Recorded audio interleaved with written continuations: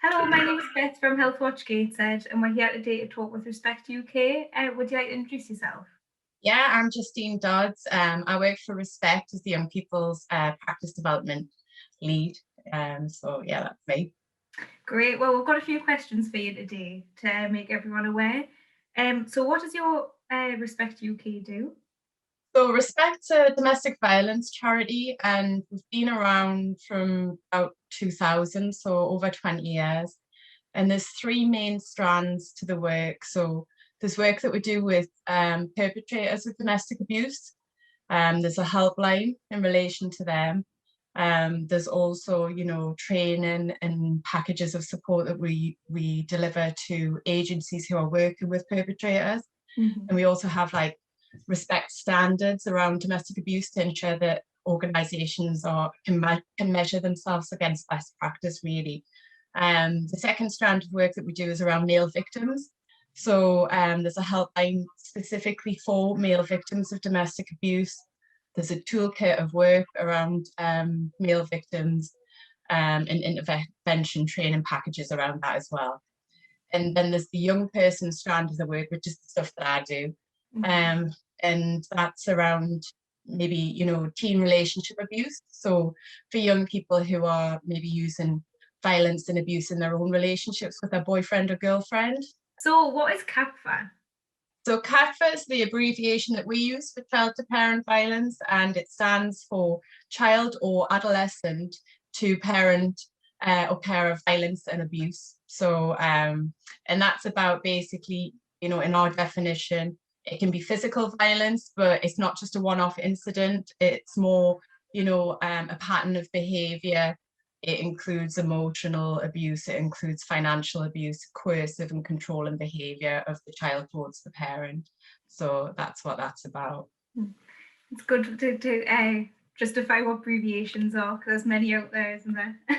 Totally, yeah. And it Um, is quite the mouthful, so that's why we use the abbreviation. Good idea. So how can you support people with this? But we do work around CAPVA in a number of ways, but the main ways are around training, I suppose. So we are an organisation that doesn't directly deliver to families ourselves, but we do training and support organisations to do that side of things. So we do awareness raising training for organisations.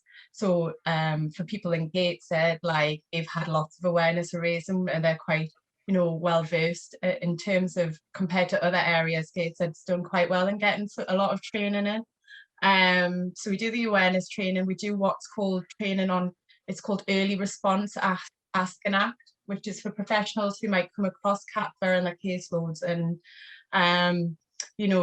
not be sure how to respond in the first instance and where to signpost. So we do training around that.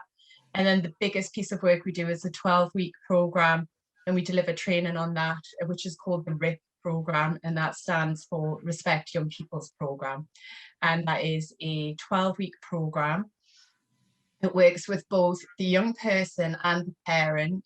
The parent sessions are around empowering the parent. Usually the power dynamic is really messed up in those families for various different reasons. So it works around empowering them and also helping them to de-escalate situations before they've escalated too far and they're unable to manage it. And also, exploring with those parents how maybe their family of origin stuff has impacted on the way that they parent as well. For the young person, the sessions are around, understanding what triggers their abuse and violence, learning to spot that and teaching techniques to help them manage that stuff, helping them manage anger, and also doing some family sessions between both parent and young person so that they can work on their relationship as well. So it's a very much strength-based model as well. So there's lots of work around getting the family to see the positives that they do have within their family, the things that they have to build against the problem and to fight the problem with. There's some work on visual work, which goes back and forth in a kind of restorative conversation.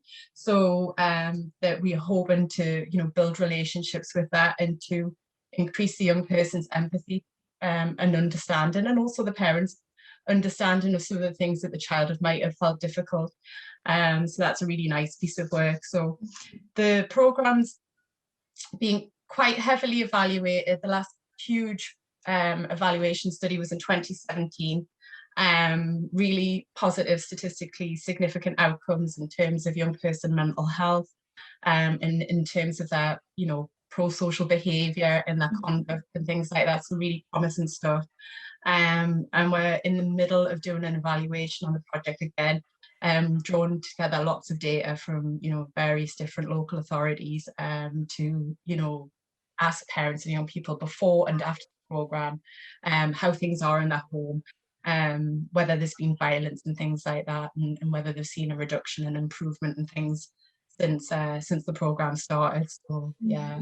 We're That's also great. bringing, oh sorry, I was just going to say we're also developing a live web chat as well, because people don't really have a lot of resources in this area, so hopefully people will be able to contact us directly with queries as well. Yeah, that's great. I'll put all your details of the website and everything like that on the caption, so people can have a look at your website and a bit more about what you do. Yeah, that would be good. I mean, the previous study and all of the data and things like that are there if people want to have a look at that. And there is a lot of information about, you know, child to adult violence. There's also a parent leaflet on there that was done in conjunction with, you know, local authorities in the north, actually. But it's a really, we've also put that on our website for, you know, maybe a first point of call for families where they're not sure where to turn, and they might have been directed to us. That leaflet's there, and it's a really useful, I think, piece of literature for parents, because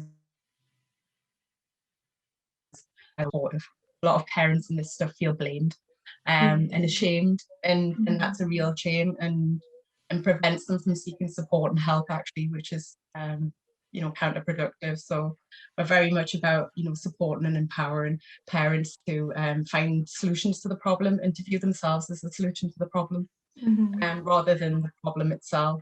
So that's great. It sounds like you're doing a brilliant job. Thank you for coming along today and talking about it. Thanks so much for inviting us. Thanks.